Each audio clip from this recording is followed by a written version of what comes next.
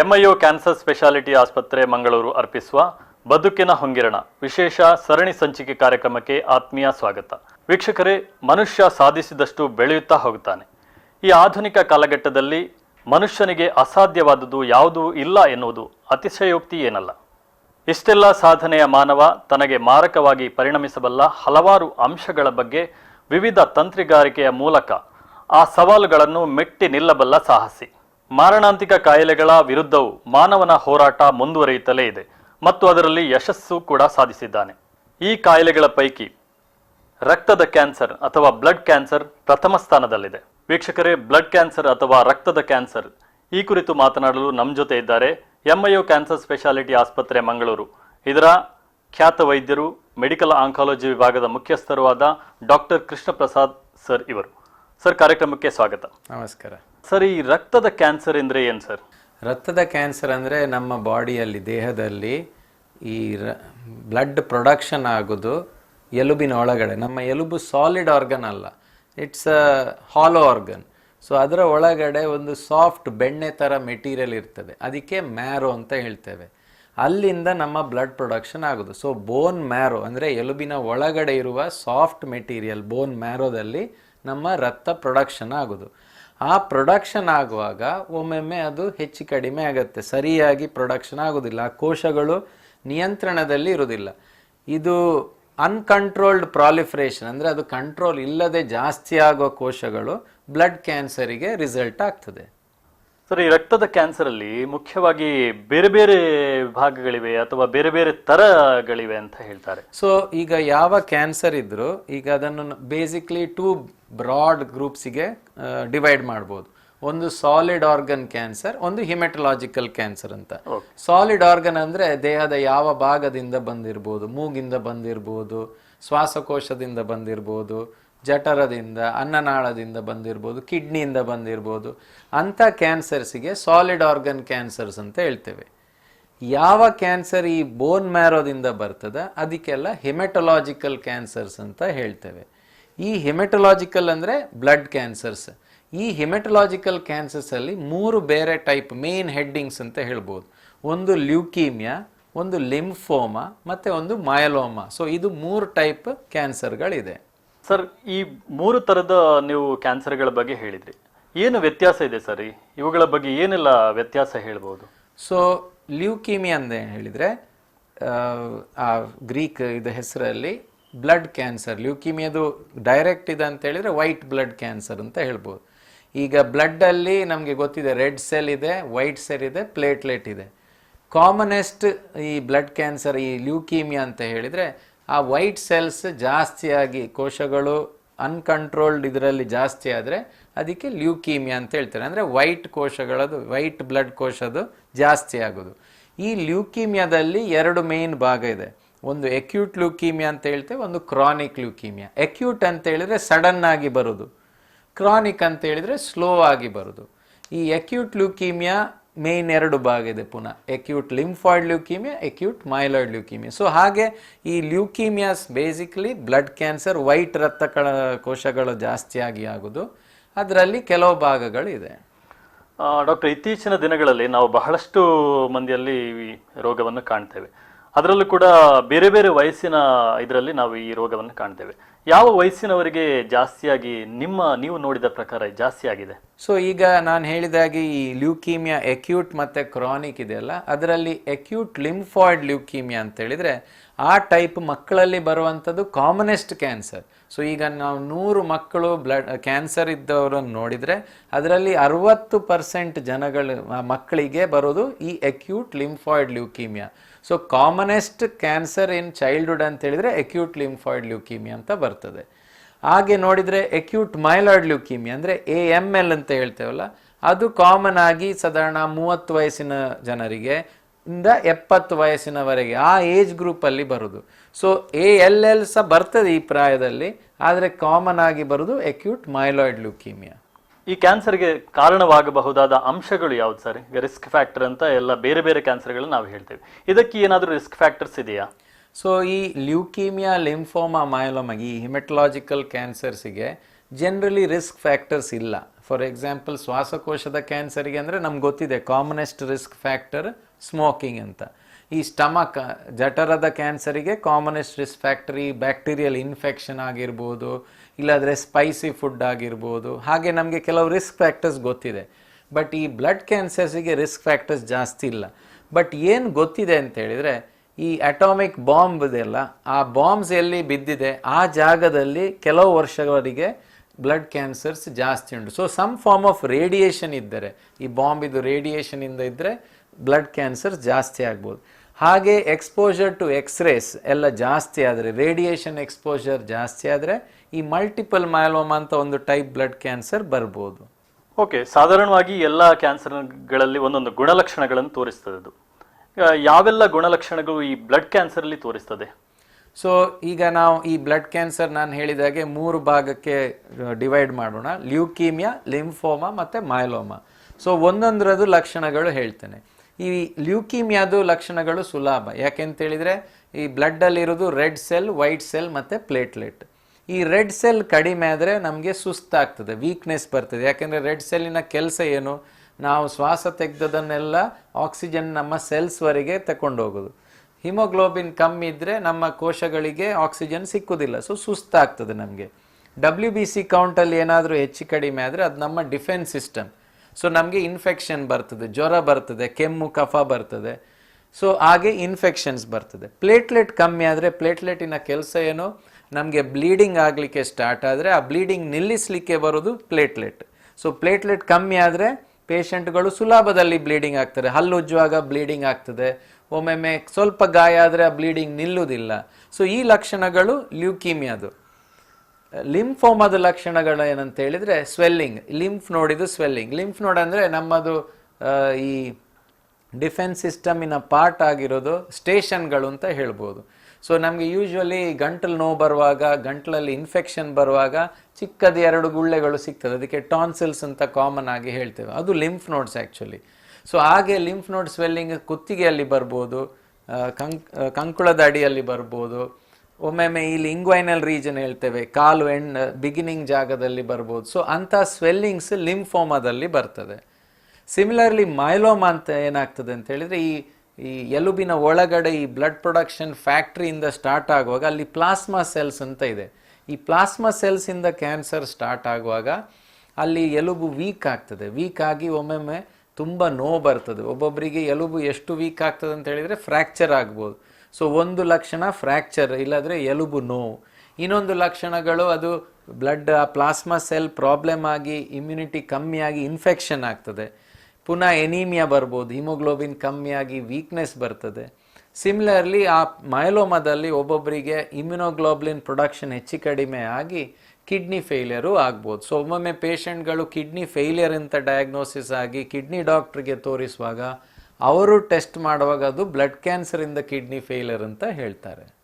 ಅಂದರೆ ಈ ಸೂಚನೆಗಳೆಲ್ಲ ಬರುವಾಗ ಅಲರ್ಟ್ ಆಗಿರಬೇಕು. ಅಂದರೆ ಈ ಸೂಚನೆಗಳೆಲ್ಲ ಬ್ಲಡ್ ಕ್ಯಾನ್ಸರ್ ಲಕ್ಷಣಗಳಲ್ಲ, ಬಟ್ ಈ ಸೂಚನೆಗಳು ಬ್ಲಡ್ ಕ್ಯಾನ್ಸರ್ನ ಲಕ್ಷಣಗಳು ಇರಬಹುದು ಅಂತ.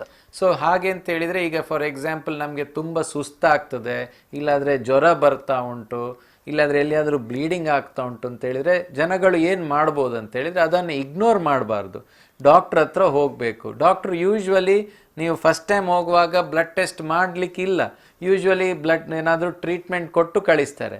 ಇಂಪಾರ್ಟೆಂಟ್ ಏನಂತ ಹೇಳಿದರೆ ಆ ಟ್ರೀಟ್ಮೆಂಟಲ್ಲಿ ಸಿಂಪ್ಟಮ್ಸ್ ಇಂಪ್ರೂವ್ ಆಗಲಿಲ್ಲದ್ರೆ ಜನಗಳೇನು ಮಾಡ್ತಾರೆ, ವಾಪಸ್ ಹೋಗೋದಿಲ್ಲ. ಆ ಡಾಕ್ಟ್ರದ್ದು ಟ್ರೀಟ್ಮೆಂಟ್ ಸರಿ ಆಗಲಿಲ್ಲ ಅಂತ ಸುಮ್ಮನೆ ಮನೆಯಲ್ಲಿ ಕೂತ್ಕೊಳ್ತಾರೆ, ಇಲ್ಲಾಂದರೆ ಬೇರೆ ಡಾಕ್ಟ್ರ್ ಹತ್ರ ಹೋಗ್ತಾರೆ. ಇಂಪಾರ್ಟೆಂಟ್ ಏನಂತ ಹೇಳಿದರೆ, ಈಗ ಈ ಬ್ಲೀಡಿಂಗ್ ಆಗಲಿ, ಜ್ವರ ಆಗಲಿ, ವೀಕ್ನೆಸ್ ಇಂಪ್ರೂವ್ ಆಗಲಿಲ್ಲದಿದ್ದರೆ, ಅವರು ಕೊಟ್ಟ ಮಾತ್ರೆಯಲ್ಲಿ ಇಂಪ್ರೂವ್ ಆಗಲಿಲ್ಲ, ನೀವು ವಾಪಸ್ ಅದೇ ಡಾಕ್ಟ್ರಿಗೆ ಹೋದರೆ ಏನು ಮಾಡ್ತಾರೆ, ಅವ್ರು ಹೇಳ್ತಾರೆ ಈ ಟ್ರೀಟ್ಮೆಂಟಲ್ಲಿ ಇಂಪ್ರೂವ್ ಆಗಲಿಲ್ಲ, ಆದ ಕಾರಣ ಟೆಸ್ಟ್ಗಳಾಗ್ಬೋದು. ಸೊ ಆ ಟೈಮಲ್ಲಿ ಬ್ಲಡ್ ಟೆಸ್ಟ್ ಮಾಡುವಾಗ ನಮಗೆ ಈ ಕಾಯಿಲೆ ಉಂಟಾದರೆ ಗೊತ್ತಾಗ್ತದೆ. ನಮ್ಮ ಪ್ರಾಬ್ಲಮ್ ಏನಂತ ಹೇಳಿದರೆ, ನಾವು ಒಂದು ಟ್ರೀಟ್ಮೆಂಟ್ ತಗೊಂಡು ಇಂಪ್ರೂವ್ ಆಗಲಿಲ್ಲದಿದ್ದರೆ ನಾವು ವಾಪಸ್ ಆ ಡಾಕ್ಟ್ರ್ ಹತ್ರ ಹೋಗದೆ ಬೇರೆ ಡಾಕ್ಟ್ರ್ ಹತ್ರ ಹೋಗುವಾಗ ಅದು ಮಿಸ್ ಆಗ್ತದೆ. This is the common problem. ಅವರು ಮತ್ತೆ ಪ್ರಾರಂಭದಿಂದಲೇ ಕರೆಕ್ಟ್ ಅವರು ಏನು ಮಾಡ್ತಾರೆ, ಬೇರೆ ಟ್ರೀಟ್ಮೆಂಟ್ ಮಾಡಿ ನೋಡ್ತಾರೆ. ಸೊ ನೀವು ಅದೇ ಡಾಕ್ಟ್ರ್ ಹತ್ರ ವಾಪಸ್ ಹೋದರೆ ಅವರು ಟೆಸ್ಟ್ಗಳನ್ನು ಮಾಡಿ ಈ ಟ್ರೀಟ್ಮೆಂಟ್ ಯಾಕೆ ವರ್ಕ್ ಆಗಲಿಲ್ಲ, ಬೇರೆ ಏನಾದರೂ ಕಾಯಿಲೆ ಇರ್ಬೋದಾ ಅಂತ ನೋಡುವಾಗ ಈ ಕಾಯಿಲೆ ಗೊತ್ತಾಗ್ತದೆ. ಮುಖ್ಯವಾಗಿ ಬ್ಲಡ್ ಕ್ಯಾನ್ಸರಲ್ಲಿ ರೋಗ ನಿರ್ಣಯ ಅನ್ನುವಂಥದ್ದು ಬಹಳ ಮಹತ್ವದ ಒಂದು ಘಟ್ಟ ಅಂತ ಹೇಳ್ಬೋದು. ಸೊ ಈ ರೋಗ ನಿರ್ಣಯ ಯಾವ ರೀತಿ ಮಾಡ್ತಾರೆ, ಯಾವೆಲ್ಲ ಪರೀಕ್ಷೆಗಳ ಮೂಲಕ ಇದನ್ನು ರೋಗ ನಿರ್ಣಯ ಮಾಡಲಾಗ್ತದೆ?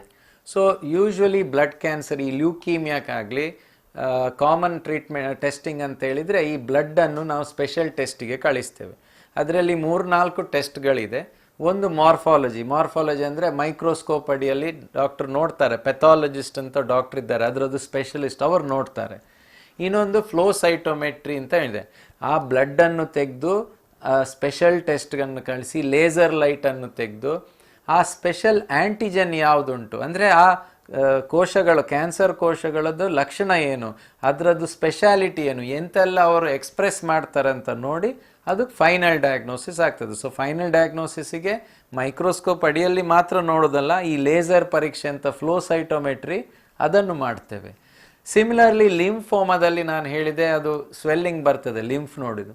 ಸೊ ಅದನ್ನು ಟೆಸ್ಟಿಗೆ ಕಳಿಸಬೇಕು, ಬಯಾಪ್ಸಿ ಮಾಡಿ, ಅಂದರೆ ಸ್ವಲ್ಪ ಅದರದ್ದು ಪೀಸ್ ತೆಗೆದು ಟೆಸ್ಟಿಗೆ ಕಳಿಸ್ತೇವೆ. ಮೈಲೋಮಾದಲ್ಲಿ ಹೇಗೆ ಡಯಾಗ್ನೋಸಿಸ್ ಮಾಡ್ತೇವೆ ಅಂದರೆ ಎಲುಬಿನ ಒಳಗಡೆ ಒಂದು ಚಿಕ್ಕ ಸೂಜಿ ಹಾಕಿ ಬೋನ್ ಮ್ಯಾರೋ ಟೆಸ್ಟ್ ಅಂತ ಮಾಡ್ತೇವೆ. ಆ ಟೆಸ್ಟಲ್ಲಿ ಡಯಾಗ್ನೋಸಿಸ್ ಮಾಡ್ತೇವೆ. ಡಾಕ್ಟ್ರೆ, ಈ ಸ್ಟೇಜಸ್, ಮುಖ್ಯವಾಗಿ ಹಂತಗಳು ಅಂತ ಹೇಳ್ತೇವೆ ಕ್ಯಾನ್ಸರಲ್ಲಿ, ಈ ಬ್ಲಡ್ ಕ್ಯಾನ್ಸರಲ್ಲಿ ಈ ಹಂತಗಳೇನಾದರೂ ಇದೆಯಾ? ಸೊ ನಾನು ಹೇಳಿದ ಹಾಗೆ ಪುನಃ ಬ್ಲಡ್ ಕ್ಯಾನ್ಸರ್ಸ್ ಅಂದರೆ ಲ್ಯೂಕೀಮಿಯಾ, ಲಿಂಫೋಮಾ ಮತ್ತು ಮೈಲೋಮಾ ಅಂತ ಇದೆ. ಈ ಮೈಲೋಮಾ ಮತ್ತು ಲಿಂಫೋಮಾಗೆ ಸ್ಟೇಜಿಂಗ್ ಉಂಟು. ಮೈಲೋಮಾದಲ್ಲಿ ಯೂಶ್ವಲಿ 3 ನಮೂನಿದು ಸ್ಟೇಜಿಂಗ್ ಉಂಟು, ಸ್ಟೇಜ್ 1, 2 ಮತ್ತು 3. ಲಿಂಫೋಮಾದಲ್ಲಿ 4 ಸ್ಟೇಜಸ್ ಇದೆ, 1, 2, 3, 4. ಆದರೆ ಬ್ಲಡ್ ಕ್ಯಾನ್ಸರ್ ಲ್ಯೂಕೀಮಿಯಾ ಟೈಪ್ ಇದೆಯಲ್ಲ, ಅದರಲ್ಲಿ ಸ್ಟೇಜ್ ಇಲ್ಲ. ಯಾಕೆಂತೇಳಿದರೆ ಬ್ಲಡ್ ಇಡೀ ದೇಹದಲ್ಲಿದೆ. ಸ್ಟೇಜಿಂಗ್ ಮಾಡೋ ಉದ್ದೇಶ ಏನಂತೇಳಿದರೆ ಈ ಕಾಯಿಲೆ ಒಂದೇ ಭಾಗದಲ್ಲಿ ಇದೆಯಾ ಅಲ್ಲ ತುಂಬ ಭಾಗದಲ್ಲಿ ಉಂಟಂತ. ಈಗ ಲಿಂಫೋಮಾ ಅಂತ ಒಂದು ಬ್ಲಡ್ ಕ್ಯಾನ್ಸರ್ ಇದೆ, ಅದರಲ್ಲಿ ಕುತ್ತಿಗೆಯಲ್ಲಿ ಮಾತ್ರ ಇದೆಯಾ, ಕಂಕುಳದ ಅಡಿಯಲ್ಲಿನೂ ಇದೆಯಾ, ಹೊಟ್ಟೆ ಒಳಗಡೆನೂ ಇದೆಯಾ, ಅದರ ಮೇಲೆ ಫಸ್ಟ್, ಸೆಕೆಂಡ್, ಥರ್ಡ್ ಸ್ಟೇಜ್ ಅಂತ ಹೇಳ್ತೇವೆ. ವೆರಾಸ್ ಬ್ಲಡ್ ಕ್ಯಾನ್ಸರ್ ಲ್ಯೂಕೀಮಿಯಾ ಟೈಪಲ್ಲಿ ಇಡೀ ದೇಹದಲ್ಲಿ ಬ್ಲಡ್ ಇರುವಾಗ ಅದು first, second, third, fourth stage ಬರೋದಿಲ್ಲ. ಯಾಕೆಂದರೆ ಅದು ಒಂದು ಲೋಕಲ್ ಆಗಿ ಬರೋದಿಲ್ಲ. ಲ್ಯೂಕೀಮಿಯಾ ಇಡೀ ದೇಹದಲ್ಲಿ ಇರ್ತದೆ. ಸೊ ಲ್ಯೂಕೀಮಿಯಾ ಟೈಪ್ ಬ್ಲಡ್ ಕ್ಯಾನ್ಸರಲ್ಲಿ ಸ್ಟೇಜಿಂಗ್ ಇಲ್ಲ. ಲಿಂಫೋಮಾ ಮತ್ತು ಮೈಲೋಮಾದಲ್ಲಿ ಸ್ಟೇಜಿಂಗ್ ಅಂತ ಇದೆ. ಈ ಲಿಂಫೋಮಾ ಕೂಡ ಬೇರೆ ಬೇರೆ ಲಿಂಫ್ ನೋಡ್ಗಳಿಗೆ ಹರಡುವಂಥ ಚಾನ್ಸಸ್ ತುಂಬ ಇದೆಯಾ? ಸೊ ಲಿಂಫೋಮಾದಲ್ಲಿ 2 ಟೈಪ್ ಇದೆ, ಹಾಚ್ಕಿನ್ಸ್ ಲಿಂಫೋಮಾ ಮತ್ತು ನಾನ್ ಹಾಚ್ಕಿನ್ಸ್ ಲಿಂಫೋಮಾ. ಸೊ ಈ ಹಾಚ್ಕಿನ್ಸ್ ಲಿಂಫೋಮಾ ಜನರಲಿ ಸ್ವಲ್ಪ ಬೇಗ ಗೊತ್ತಾಗ್ತದೆ. ಫಸ್ಟ್, ಸೆಕೆಂಡ್ ಸ್ಟೇಜಲ್ಲಿ ಜಾಸ್ತಿ ಗೊತ್ತಾಗ್ತದೆ, ಥರ್ಡ್, ಫೋರ್ತ್ ಸ್ಟೇಜ್ ಸ್ವಲ್ಪ ಕಮ್ಮಿ. ವೆರಾಸ್ ನಾನ್ ಹಾಚ್ಕಿನ್ಸ್ ಲಿಂಫೋಮಾದಲ್ಲಿ ನಾವು ತುಂಬ ಸಲ 4th ಸ್ಟೇಜ್ ಪೇಷಂಟ್ಸನ್ನು ನೋಡ್ತೇವೆ.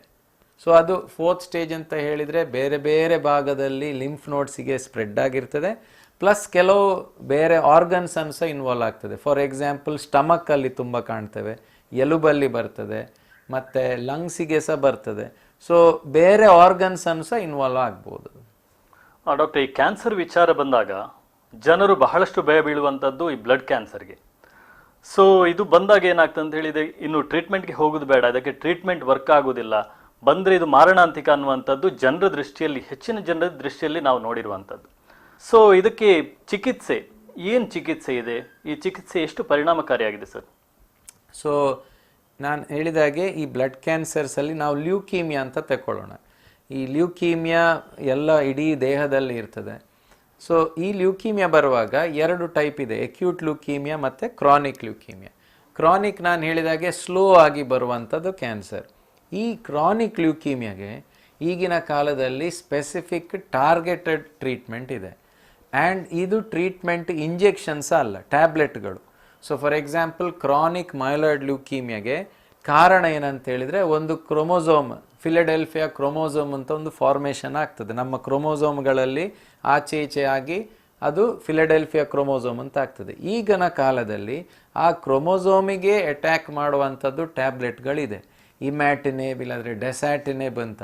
ಸೊ ಇಂಥ ಟ್ಯಾಬ್ಲೆಟಲ್ಲಿ ತಗೊಂಡು ಈ ಕ್ಯಾನ್ಸರನ್ನು ಗುಣಪಡಿಸ್ಬೋದು, ಇಲ್ಲಾಂದರೆ ತುಂಬ ವರ್ಷಗಟ್ಟಲೆ ಅದನ್ನು ಕಂಟ್ರೋಲಲ್ಲಿ ಇಡ್ಬೋದು. ಈಗ ಫಾರ್ ಎಕ್ಸಾಂಪಲ್ 20 ವರ್ಷ ಮುಂಚೆ ಸ್ಟಾರ್ಟ್ ಮಾಡಿದ ಪೇಷಂಟ್ಗಳು ಸಹ ಹುಷಾರಾಗಿ ಈಗ ಇದ್ದಾರೆ. ಸೊ ಬ್ಲಡ್ ಕ್ಯಾನ್ಸರ್ ಅಂತ ಹೇಳಿದರೆ ಹೆದರಿಕೆ ಏನಂತ ಹೇಳಿದರೆ ಈ ಪಿಕ್ಚರ್ಗಳಲ್ಲಿ ತೋರಿಸೋದು ಅದೇ, 1-2 ಸಲ ಕೆಮ್ಮು ಮಾಡಿದ್ರು ಅದರಲ್ಲಿ ಬ್ಲಡ್ ಬಂತು, 1 ತಿಂಗಳಲ್ಲಿ ಪ್ರಾಣ ಹೋಯಿತು ಅಂತ. ಬಟ್ ಆ್ಯಕ್ಚುಲಿ ಬ್ಲಡ್ ಕ್ಯಾನ್ಸರ್ ನಾವು ನೋಡುವ ಪ್ರಕಾರ ಈ ಕ್ರಾನಿಕ್ ಲ್ಯೂಕೀಮಿಯಾ ವರ್ಷಗಟ್ಟಲೆ ಬದುಕ್ತಾರೆ with simple treatment, tablets, without side effect. ಬಹಳ ಚಿಕ್ಕ ಟ್ಯಾಬ್ಲೆಟ್ ಸೈಡ್ ಎಫೆಕ್ಟ್ ಇಲ್ಲದೆ ಬದುಕ್ಬೋದು. ಈ ಪಿಕ್ಚರಲ್ಲಿ ತೋರಿಸೋದು ಅಕ್ಯೂಟ್ ಲ್ಯೂಕೀಮಿಯಾ ಅದು ಬಹಳ ಫಾಸ್ಟ್ ಗ್ರೋಯಿಂಗ್ ಲ್ಯೂಕೀಮಿಯಾ.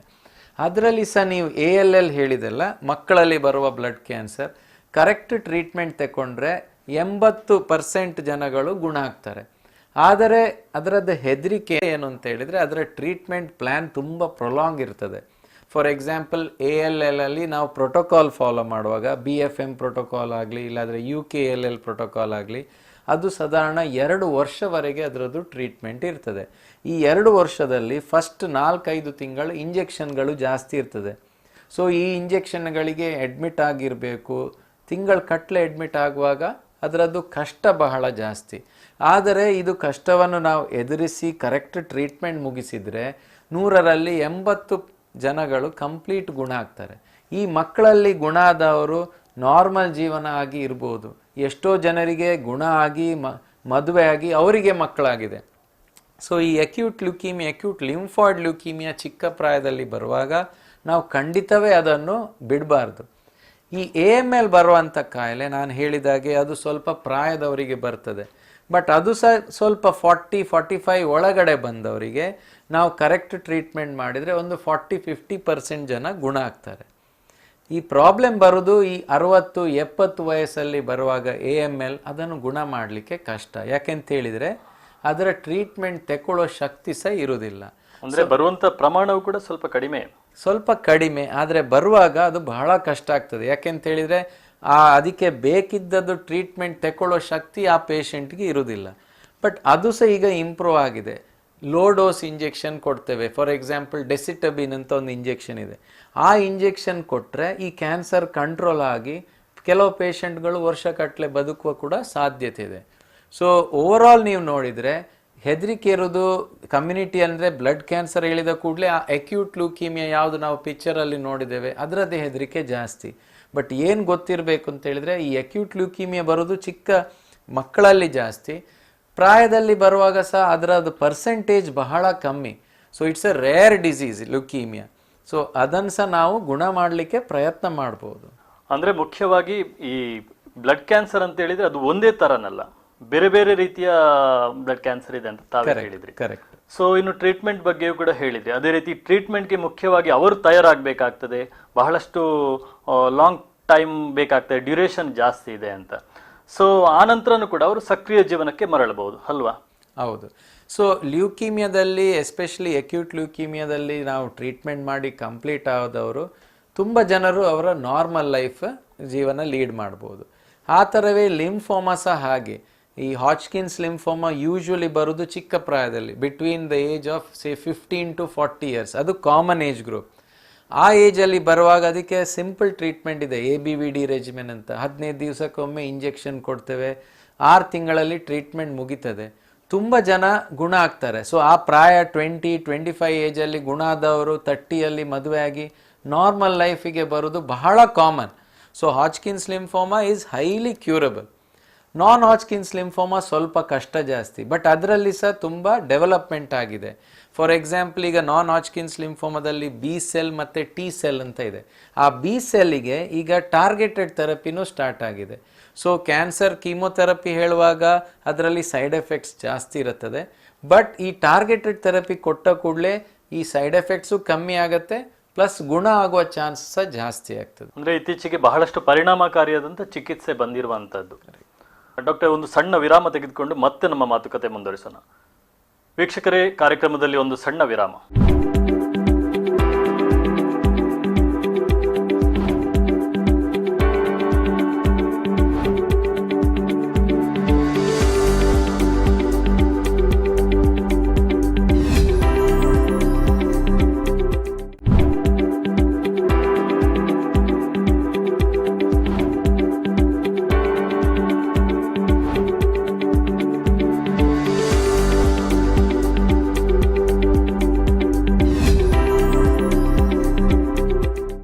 ವಿರಾಮದ ಬಳಿಕ ಕಾರ್ಯಕ್ರಮಕ್ಕೆ ಮತ್ತೊಮ್ಮೆ ಸ್ವಾಗತ. ಡಾಕ್ಟ್ರೇ, ತಾವು ಟ್ರೀಟ್ಮೆಂಟ್ ಬಗ್ಗೆ ಹೇಳ್ತಾ ಇದ್ರಿ. ಬ್ಲಡ್ ಕ್ಯಾನ್ಸರ್ಗೆ ಬೇರೆ ಬೇರೆ ಟ್ರೀಟ್ಮೆಂಟ್ ವಿಧಾನಗಳ ಬಗ್ಗೆ ಹೇಳಿದ್ರಿ. ಅದರಲ್ಲಿ ಲುಕೇಮಿಯಾ ಮತ್ತು ಇನ್ನೊಂದು ಲಿಂಫೋಮಾ ಇವುಗಳ ಬಗ್ಗೆ ಹೇಳಿದ್ರಿ.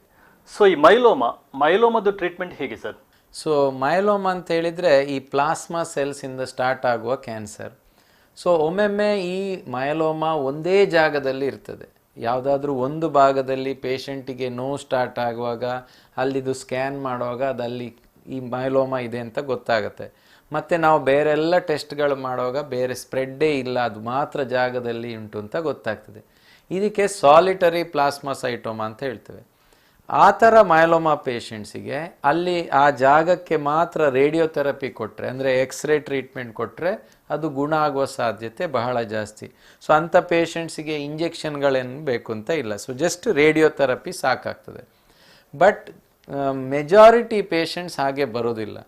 ನಾವೆಲ್ಲ ಟೆಸ್ಟ್ಗಳನ್ನು ಮಾಡುವಾಗ ಅದು ಬೇರೆ ಬೇರೆ ಭಾಗಕ್ಕೆ ಹೋಗಿದೆ, ಒಂದು ಭಾಗದಲ್ಲಿ ಇಲ್ಲ ಅಂತ ಗೊತ್ತಾಗ್ತದೆ. ಅಂಥ ಪೇಷಂಟ್ಸಿಗೆ ಕೀಮೋಥೆರಪಿ ಕೊಡ್ತೇವೆ. ಬಟ್ ಮೈಲೋಮಾದ ಕೀಮೋಥೆರಪಿ ಮತ್ತು ಲ್ಯೂಕೀಮಿಯಾ ಲಿಂಫೋಮಾ ಕೀಮೋಥೆರಪಿ ಬಹಳ ವ್ಯತ್ಯಾಸ ಇದೆ. ಲ್ಯೂಕೀಮಿಯಾ ಲಿಂಫೋಮಾದಲ್ಲಿ ತುಂಬ powerful chemo, usual side effects, ಕೂದಲು ಹೋಗೋದೆಲ್ಲ ಇರ್ತದೆ. ಈ ಮೈಲೋಮಾದ ಕೀಮೋಥೆರಪಿಯಲ್ಲಿ ಯೂಶ್ವಲಿ ಕೂದಲು ಸಮೇತ ಹೋಗೋದಿಲ್ಲ, ಅಂದರೆ ಮೈಲ್ಡ್ ಫಾರ್ಮ್ ಆಫ್ ಕೀಮೋಥೆರಪಿ ಕೊಡೋದು. ಈ ಕೀಮೋಥೆರಪಿ ಕೊಟ್ಟು ಒಂದು 3 ಸೈಕಲ್ 4 ಸೈಕಲ್ ಆಗುವಾಗ ಪುನಃ ಟೆಸ್ಟ್ ಮಾಡ್ತೇವೆ. ಒಂದು 2-3 ತಿಂಗಳು ನೋಡಿ ಚೆಕ್ ಮಾಡ್ತೇವೆ. ಒಳ್ಳೆ ಇಂಪ್ರೂವ್ಮೆಂಟ್ ಇದ್ದವರಿಗೆ 4, 5ನೇ 6ನೇ ಸೈಕಲ್ ಆದ ನಂತರ ಅವರಿಗೆ ಸ್ಟೆಮ್ ಸೆಲ್ ಟ್ರಾನ್ಸ್ಪ್ಲಾಂಟೇಷನ್ ಅಂತ ಮಾಡ್ತೇವೆ. ಈ ಸ್ಟೆಮ್ ಸೆಲ್ ಟ್ರಾನ್ಸ್ಪ್ಲಾಂಟೇಷನ್ ಮಾಡೋದು ಉದ್ದೇಶ ಏನಂತ ಹೇಳಿದರೆ, ಸ್ವಲ್ಪ ಈ ನಾವು ಕೀಮೋಥೆರಪಿ ಕೊಟ್ಟು ನಂತರ ಸ್ವಲ್ಪ ಕಾಯಿಲೆ ಉಳಿತದೆ, ಆ ಕಾಯಿಲೆ ಸಹ ನಾಶ ಆಗಬೇಕು, ಇನ್ನೂ ಕ್ಯಾನ್ಸರ್ ವಾಪಸ್ ಬರಬಾರ್ದು ಅಂತ ಈ ಟ್ರಾನ್ಸ್ಪ್ಲಾಂಟೇಷನ್ ಮಾಡ್ತೇವೆ. ಸೊ ಇನ್ನು ಈ ಮೈಲೋಮಾ ಕುರಿತಂತೆ ಇದರ ಪ್ರಮಾಣ ನಮ್ಮ ಈ ಕರಾವಳಿ ಭಾಗದಲ್ಲೂ ಕೂಡ ಜಾಸ್ತಿ ಇದೆಯಾ?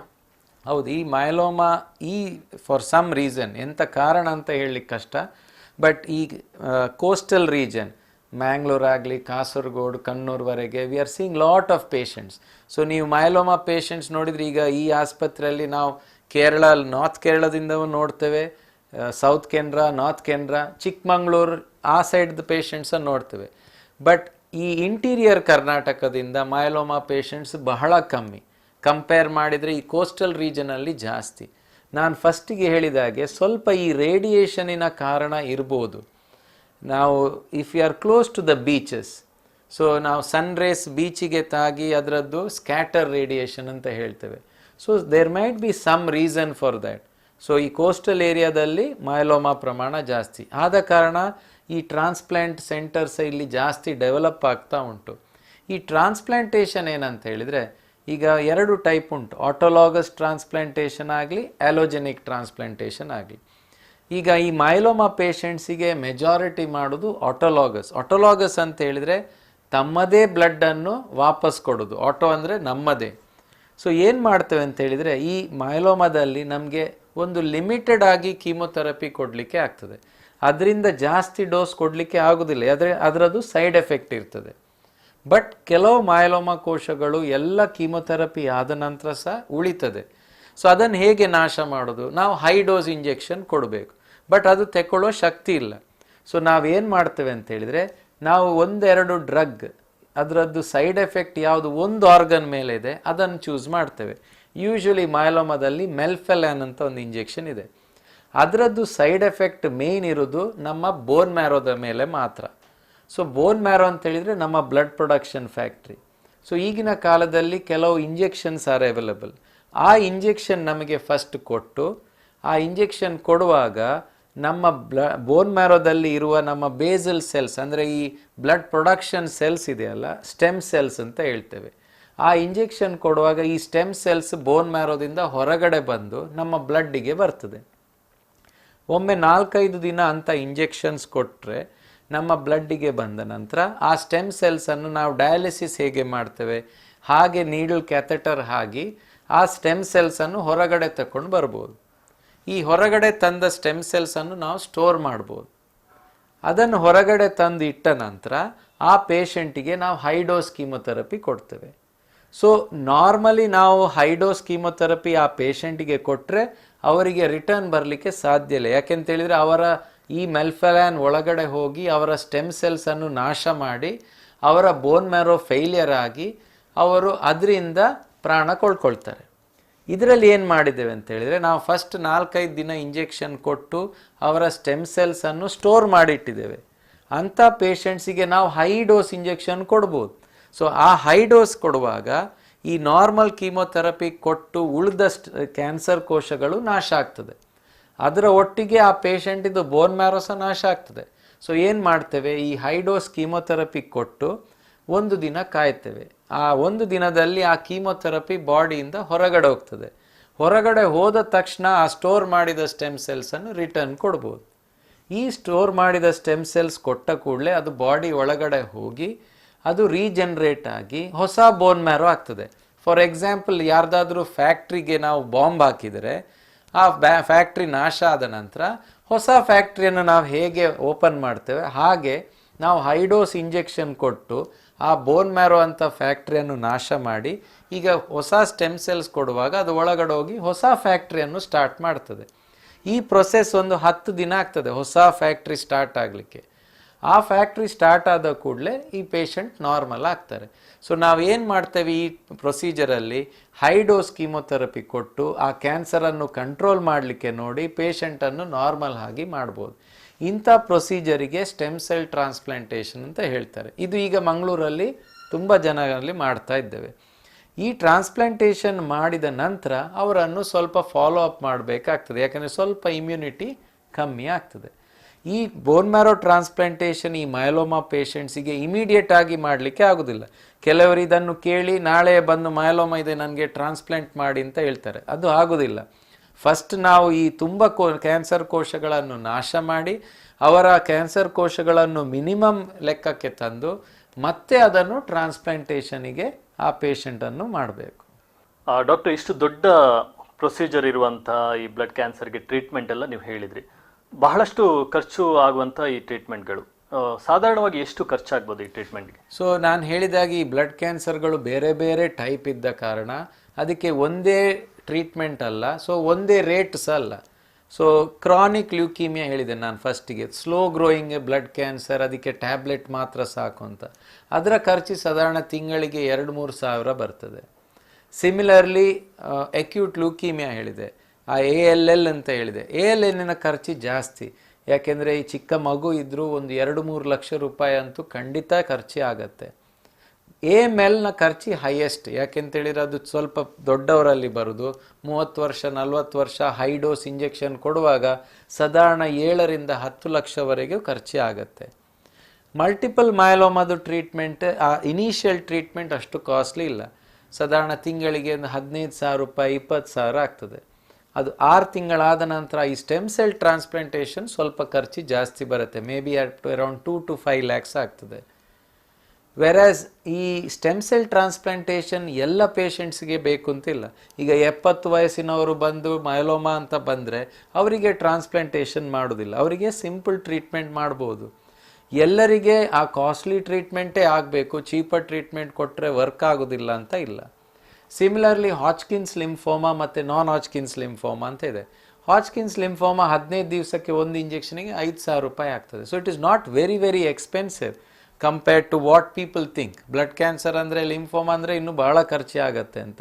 ನಾನ್ ಹಾಚ್ಕಿನ್ಸ್ ಲಿಂಫೋಮಾದಲ್ಲಿ ಕೆಲವು ಟಾರ್ಗೆಟೆಡ್ ಥೆರಪಿ ಯೂಸ್ ಮಾಡಿದ ಕಾರಣ ಸ್ವಲ್ಪ ಕಾಸ್ಟ್ ಜಾಸ್ತಿ ಆಗ್ಬೋದು, ಬಟ್ ಅದು ಸಹ 1.5-2 ಲಕ್ಷ ರೂಪಾಯಿವರೆಗೆ ಆಗ್ಬೋದು. ಡಾಕ್ಟ್ರೆ, ತಾವು ಬಹಳಷ್ಟು ಬ್ಲಡ್ ಕ್ಯಾನ್ಸರ್ ರೋಗಿಗಳನ್ನು ಟ್ರೀಟ್ ಮಾಡಿದ್ದೀರಿ. ಸೊ ಎಲ್ಲರೂ ಕೂಡ ಎಫೋರ್ಡೆಬಲ್ ಇರುವುದಿಲ್ಲ, ಅಷ್ಟೊಂದು ಅವರಿಗೆ ಹಣಕಾಸಿನ ವ್ಯವಸ್ಥೆಗಳಿರೋದಿಲ್ಲ ಟ್ರೀಟ್ಮೆಂಟ್ ಕೊಡಿಸಲಿಕ್ಕೆ. ಇವರಿಗೆ ಈ ಆಯುಷ್ಮಾನ್ ಯೋಜನೆ ಇರ್ಬೋದು, ಬೇರೆ ಬೇರೆ ಸ್ಕೀಮ್ಗಳಲ್ಲಿ ಏನಾದರೂ ಇವರಿಗೆ ಈ ಟ್ರೀಟ್ಮೆಂಟ್ ಸಿಗ್ತದಾ, ಹೇಗೆ? ಸಿಗ್ತದೆ. ಈಗ ಫಾರ್ ಎಕ್ಸಾಂಪಲ್ ಗೌರ್ಮೆಂಟ್ನಿಂದ ಈ BPL ಕಾರ್ಡ್ ಪೇಷಂಟ್ಸಿಗೆ ಸಾಧಾರಣ ಈ ಎಲ್ಲ ಕ್ಯಾನ್ಸರಿಗೆ ಬೇಸಿಕ್ ಟ್ರೀಟ್ಮೆಂಟ್ ಫ್ರೀ ಸಿಗ್ತದೆ. ಆಫ್ಕೋರ್ಸ್ ಹೈಯೆಸ್ಟ್ ಟ್ರೀಟ್ಮೆಂಟ್ ಕೊಡಲಿಕ್ಕೆ ಆಗೋದಿಲ್ಲ. ಫಾರ್ ಎಕ್ಸಾಂಪಲ್ ಟ್ರಾನ್ಸ್ಪ್ಲಾಂಟೇಷನ್ ಆಯುಷ್ಮಾನಲ್ಲಿ ಬರೋದಿಲ್ಲ, ಬಟ್ ಚಿಕ್ಕ ಟ್ರೀಟ್ಮೆಂಟ್, ಈಗ ಕೀಮೊಥೆರಪಿ ಫಾರ್ ಕ್ರಾನಿಕ್ ಮೈಲಾಯ್ಡ್ ಲ್ಯೂಕೀಮಿಯಾ ಆಗಲಿ, ಹಾಚ್ಕಿನ್ಸ್ ಲಿಂಫೋಮಾಗೆ ABVD ಆಗಲಿ, ನಾನ್ ಹಾಚ್ಕಿನ್ಸ್ ಲಿಂಫೋಮಾಗೆ ಆಗಲಿ ರೀಸನಬಲ್ ಟ್ರೀಟ್ಮೆಂಟ್ ಫ್ರೀ ಬರ್ತದೆ. ಕೆಲವರಿಗೆ BPL ಕಾರ್ಡ್ ಇರುವುದಿಲ್ಲ, ಈ ಫೆಸಿಲಿಟಿ ಇರುವುದಿಲ್ಲ, ಅಂಥವರಿಗೆ we can try and help them, concessions ಕೊಡ್ತೇವೆ. ಪ್ಲಸ್ ಕೆಲವು NGOs, ನಾನ್ ಗೌರ್ಮೆಂಟಲ್ ಆರ್ಗನೈಸೇಷನ್ ಅವ್ರ ಹತ್ರ ಡಿಸ್ಕಸ್ ಮಾಡಿ ಸ್ವಲ್ಪ we can arrange for some fund. So blood cancer patients, especially young ಪೇಷಂಟ್ಸಿಗೆ ಫಂಡ್ಸ್ ಇಲ್ಲದ ಟ್ರೀಟ್ಮೆಂಟ್ ಇಲ್ಲ ಅಂತ ಹೇಳಿ ವಾಪಸ್ ಕಳಿಸೋದು ಬಹಳ ಅಪರೂಪ. ಸರ್ಕಾರವು ಕೂಡ ಈ ಬಗ್ಗೆ ಆಲೋಚನೆ ಮಾಡೋದು ಒಳ್ಳೇದು ಅಂತ ಅನಿಸ್ತದೆ. ಯಾಕಂತ ಹೇಳಿದ್ರೆ ಟ್ರಾನ್ಸ್ಪ್ಲಾಂಟೇಷನ್ ಕೆಲವುದಕ್ಕೆಲ್ಲ ಅದಕ್ಕೆ ಫಂಡಿಂಗ್ ಇರುವುದಿಲ್ಲ. ಸೊ ಅದಕ್ಕೆ ಕೂಡ ಹೆಲ್ಪ್ ಮಾಡಿದ್ರೆ ಬಹಳಷ್ಟು ರೋಗಿಗಳಿಗೆ ಹೆಲ್ಪ್ ಆಗ್ಬೋದು.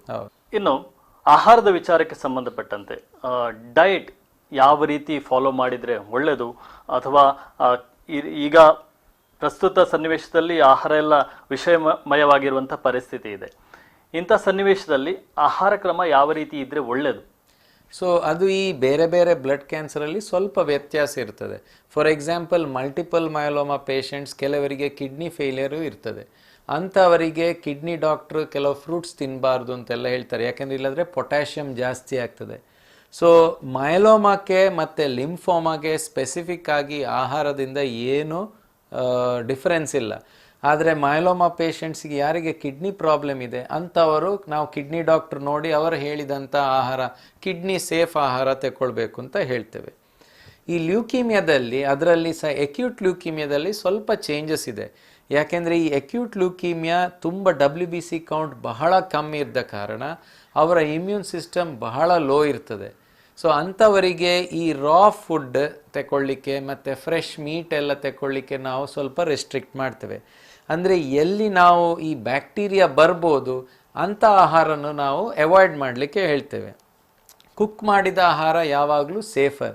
ಫಾರ್ ಎಕ್ಸಾಂಪಲ್ ಈ ಮೀಟ್ ಸರಿಯಾಗಿ ಕುಕ್ ಮಾಡೋದಿದ್ದರೆ ಅದರಲ್ಲಿ ಕೆಲವು ಪ್ಯಾರಸೈಟ್ ಇನ್ಫೆಕ್ಷನ್ ಬರ್ಬೋದು.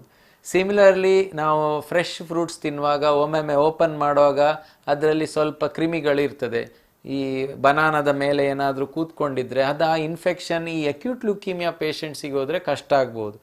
ಸಿಮಿಲರ್ಲಿ ಈ ಚಟ್ನಿ ಗ್ರೈಂಡ್ ಮಾಡಿ ಅವ್ರು ಹೋಟ್ಲಿಂದ ತಂದರೆ ಅದರಲ್ಲಿ ಎಂಥ ಬ್ಯಾಕ್ಟೀರಿಯಾ ಎಷ್ಟು ಕ್ಲೀನ್ ಇದೆಯಾ ಅಂತ ನಮಗೂ ಟೆನ್ಷನ್ ಆಗ್ತದೆ. ಹಾಗೆ ಇರುವಾಗ ಈಗ ದೋಸೆ ಮತ್ತು ಚಟ್ನಿ ತಿನ್ನುವ ಬದಲು ದೋಸೆ ಮತ್ತು ಸಾಂಬಾರು ತಿನ್ಬೋದು. ಯಾಕೆಂದರೆ ಸಾಂಬಾರನ್ನು ನಾವು ಬಾಯ್ಲ್ ಮಾಡ್ತೇವೆ. ಬಾಯ್ಲ್ ಮಾಡಿದ ಕೂಡಲೇ ಅದರಲ್ಲಿ ಇದ್ದದ್ದು ಬ್ಯಾಕ್ಟೀರಿಯಾ ಎಲ್ಲ ಡಿಸ್ಟ್ರಾಯ್ ಆಗ್ತದೆ. ಸೊ ನಾವು ಯೂಶ್ವಲಿ ಏನು ಹೇಳ್ತೇವೆ ಅಂದರೆ ಕುಕ್ಡ್ ಫುಡ್ ತಿನ್ನಿ, ಬೇಯಿಸಿದ ಫುಡ್ ತಿನ್ನಿ. ಆವಾಗ ಏನಾಗ್ತದೆ ಅಂತ ಹೇಳಿದರೆ ಆ ಇನ್ಫೆಕ್ಷನ್ ಬರುವ ಚಾನ್ಸ್ ಕಮ್ಮಿ. ಇದು ಎಲ್ಲ ಬ್ಲಡ್ ಕ್ಯಾನ್ಸರ್ ಪೇಷಂಟ್ಸಿಗೆಲ್ಲ, ಈ ಅಕ್ಯೂಟ್ ಲ್ಯೂಕೀಮಿಯಾ ಪೇಷಂಟ್ಸ್ ಯಾರು ಇಂಜೆಕ್ಷನ್ಸಲ್ಲಿರ್ತಾರೆ, ಹೈ ಡೋಸ್ ಟ್ರೀಟ್ಮೆಂಟಲ್ಲಿರ್ತಾರೆ ಅಂಥ ಪೇಷಂಟ್ಸಿಗೆ ಮಾತ್ರ. ಅಂದರೆ ಈ ಆಹಾರ ಕ್ರಮ ಬಾಕಿ ಉಳಿದವರಿಗೆ ಕೂಡ ಉತ್ತಮವೇ ಅಲ್ವಾ? ಆ ರೀತಿಯಲ್ಲಿ ಹೌದು.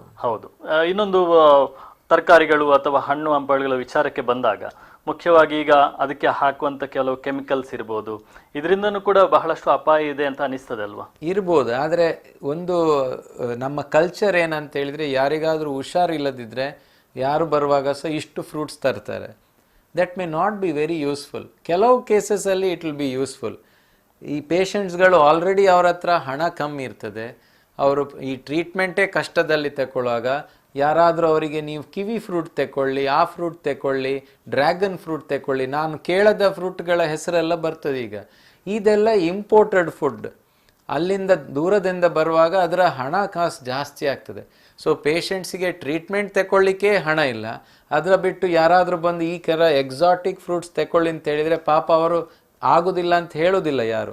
ಸೊ ಅದಕ್ಕೆ ಸಹ ಹಣ ಖರ್ಚು ಜಾಸ್ತಿ ಆಗ್ತದೆ. ಸೊ ಐ ಥಿಂಕ್ ನಾವು ಲೋಕಲಲ್ಲಿ ಏನು ಸಿಗ್ತದೆ, ಯಾವುದು ಕ್ಲೀನ್ ಫುಡ್ ಉಂಟು ಅದನ್ನೇ ತಗೊಳ್ಬೇಕು, ಆದಷ್ಟು ಶುದ್ಧ ಆಹಾರ ತಗೊಳ್ಬೇಕು. ಡಾಕ್ಟರ್, ಈ ಕಡೆದಾಗಿ ಬ್ಲಡ್ ಕ್ಯಾನ್ಸರ್ ಬಂದಾಗ ಅವರು ಹೆದರದೆ ಡಾಕ್ಟರ್ ಹತ್ರ ಬರ್ಬೇಕನ್ನುವಂಥದ್ದು ವೈದ್ಯರಾಗಿ ನಿಮ್ಮ ಅಭಿಪ್ರಾಯ. ಸೊ ಅವರಿಗೆ ಯಾವ ರೀತಿ ನೀವು ಈ ಒಂದು ಮೆಸೇಜನ್ನು ಕೊಡ್ತೀರಿ ಸರ್? ಸೊ ಬ್ಲಡ್ ಕ್ಯಾನ್ಸರ್ ಮಾತ್ರ ಅಲ್ಲ, ಎಲ್ಲ ಕ್ಯಾನ್ಸರ್ಗಳಿಗೆ, ಎಸ್ಪೆಷಲಿ ಕ್ಯೂರಬಲ್ ಕ್ಯಾನ್ಸರ್ ಇರುವಾಗ ನಾವು ಪೇಷಂಟ್ಸಿಗೆ ಅರ್ಥ ಮಾಡಿಸೋದು ಬಹಳ ಮುಖ್ಯ. ಈಗಿನ ಕಾಲದಲ್ಲಿ ಏನಾಗಿದೆ ಅಂತ ಹೇಳಿದರೆ, ಪೇಷಂಟ್ಗೆ ಒಂಜಿ ಪನ್ಪುನ ಒಡ್ಚಿ ಡಾಕ್ಟ್ರೆ ಯಾರೇ ವೀಕ್ ಉಲ್ಲೇರು, that is a common perception. ಅಂದರೆ ಅವರಿಗೆ ಇನ್ನು ತಡ್ಕೊಳ್ಳಿಕ್ಕೆ ಆಗೋದಿಲ್ಲ, ಈ ಡಯಾಗ್ನೋಸಿಸ್ ತಡ್ಕೊಳ್ಳಿಕ್ಕೆ ಆಗೋದಿಲ್ಲ ಅಂತ. ಬಟ್ ರಿಯಾಲಿಟಿ ಏನಂತ ಹೇಳಿದರೆ, ನೀವು 10ರಲ್ಲಿ ಕೇಳಿದರೆ 9 ಪೇಷಂಟ್ಗಳಿಗೆ ಅವ್ರಿಗೆ ಗೊತ್ತಿರ್ತದೆ ಬ್ಲಡ್ ಕ್ಯಾನ್ಸರ್ ಉಂಟು, ಎಲ್ಲ ಗೊತ್ತಿರ್ತದೆ. ಆದರೆ ಅವರು ಸಹ ಪೇಷಂಟ್ ಪಾರ್ಟಿ ಹತ್ರ, ಅವರ ರಿಲೇಟಿವ್ಸ್ ಹತ್ರ ಡಿಸ್ಕಸ್ ಮಾಡೋದಿಲ್ಲ, ರಿಲೇಟಿವ್ಸ್ ಅವ್ರ ಹತ್ರ ಡಿಸ್ಕಸ್ ಮಾಡೋದಿಲ್ಲ, ಡಾಕ್ಟ್ರ್ ಹತ್ರ ಡಿಸ್ಕಸ್ ಮಾಡಲಿಕ್ಕೆ ಬಿಡೋದಿಲ್ಲ.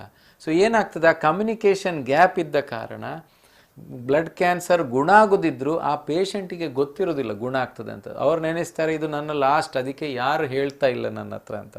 ಸೊ ಕಮ್ಯುನಿಕೇಷನ್ ಬಹಳ ಮುಖ್ಯ. ಸೊ ಯೂಶ್ವಲಿ ನಾವೇನು ಹೇಳ್ತೇವೆ ಅಂದರೆ, ಈಗ 25 year old engineering student blood cancer ಇಟ್ಕೊಂಡು ಬಂದರೆ ನಾವು ಕ್ಲಿಯರ್ ಆಗಿ ಎಕ್ಸ್ಪ್ಲೇನ್ ಮಾಡಲಿಲ್ಲ ಅಂದರೆ ಅವರು ಇಂಟರ್ನೆಟ್ಟಲ್ಲಿ ನೋಡಿ ಅದರಲ್ಲಿ ಬೇಡಾದ ವಸ್ತುಗಳನ್ನು ಓದಿ ಏನಾದರೂ ಹೆಚ್ಚು ಕಡಿಮೆ ಆದರೆ will be in trouble. So ಅಂಥ ಪೇಷಂಟ್ಸಿಗೆ ಕೂತ್ಕೊಂಡು ಎಲ್ಲ ಈ ಥರ ಕ್ಯಾನ್ಸರ್ ಇದೆ, ಈ ಥರ ಟ್ರೀಟ್ಮೆಂಟ್ ಮಾಡ್ತೇವೆ, ಮತ್ತೆ ನೀವು ಓದಿ ಇದರ ಬಗ್ಗೆ ಅಂತ ಹೇಳಿದರೆ it will always be better. So first point ಏನಂದರೆ ಇನ್ಫಾರ್ಮೇಷನ್, ಎಸ್ಪೆಷಲಿ ಎಜುಕೇಟೆಡ್ ಪೇಷಂಟ್, ಗೊತ್ತಿದ್ದ ಪೇಷಂಟಿಗೆ ನಾವು ಕ್ಲಿಯರ್ ಕಟ್ ಇನ್ಫಾರ್ಮೇಷನ್ ಕೊಡಬೇಕು. ಅದು ಡಾಕ್ಟ್ರನ್ನ ಕೆಲಸ ಹೌದು, ಆದರೆ ಅದಕ್ಕೆ ರಿಲೇಟಿವ್ಸ್ ಬಿಡಬೇಕು ನಮ್ಮನ್ನು ಮಾತಾಡಲಿಕ್ಕೆ.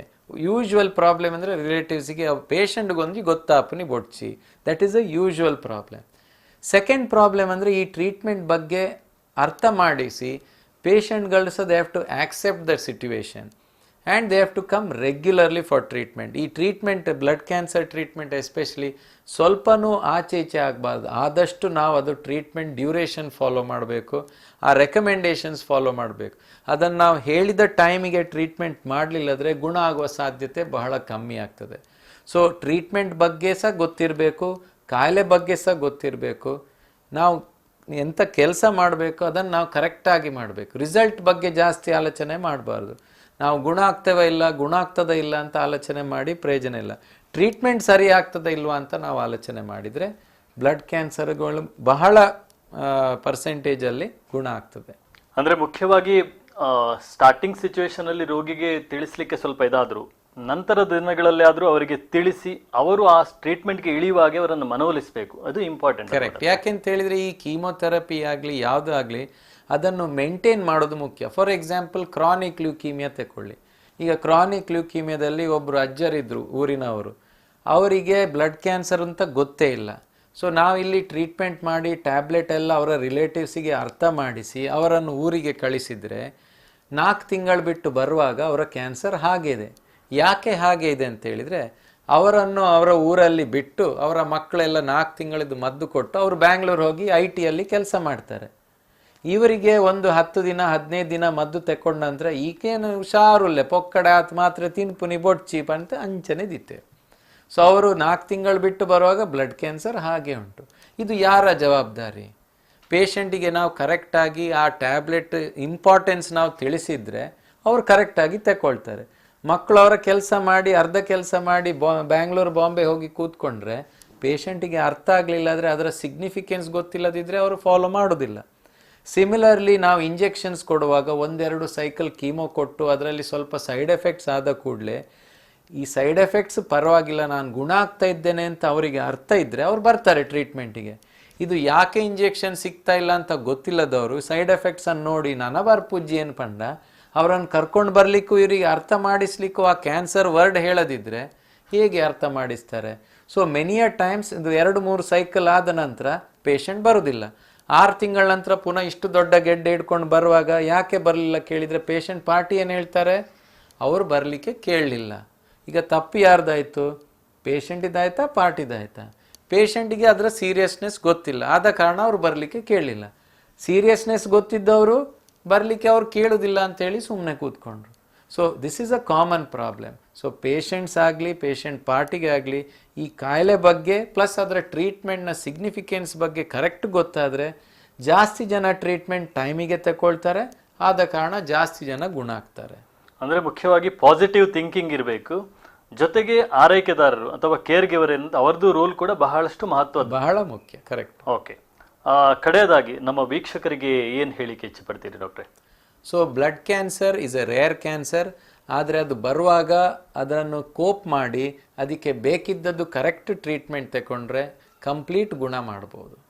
ಓಕೆ ಡಾಕ್ಟ್ರೆ, ಈ ದಿನ ಬ್ಲಡ್ ಕ್ಯಾನ್ಸರ್ ಕುರಿತಂತೆ ಸಾಕಷ್ಟು ಮಾಹಿತಿಯನ್ನು ನಮ್ಮ ವೀಕ್ಷಕರ ಜೊತೆ ಹಂಚಿಕೊಂಡಿದ್ದೀರಿ. ಕಾರ್ಯಕ್ರಮದ ಪರವಾಗಿ ನಿಮಗೆ ಹೃತ್ಪೂರ್ವಕ ಧನ್ಯವಾದಗಳು. Thank you. ವೀಕ್ಷಕರೇ, ಬದುಕಿನ ಹೊಂಗಿರಣ ಆರೋಗ್ಯ ಸರಣಿ ಸಂಚಿಕೆಯ ವಿಶೇಷ ಕಾರ್ಯಕ್ರಮದಲ್ಲಿ ಇವತ್ತು ಬ್ಲಡ್ ಕ್ಯಾನ್ಸರ್ ಕುರಿತಂತೆ ಸಾಕಷ್ಟು ಮಾಹಿತಿಗಳನ್ನು ನಮ್ಮ ತಜ್ಞ ವೈದ್ಯರಿಂದ ಪಡೆದುಕೊಂಡಿದ್ದೇವೆ. ಮುಂದಿನ ಸಂಚಿಕೆಯಲ್ಲಿ ಮತ್ತೆ ಭೇಟಿಯಾಗೋಣ. ವಂದನೆಗಳು.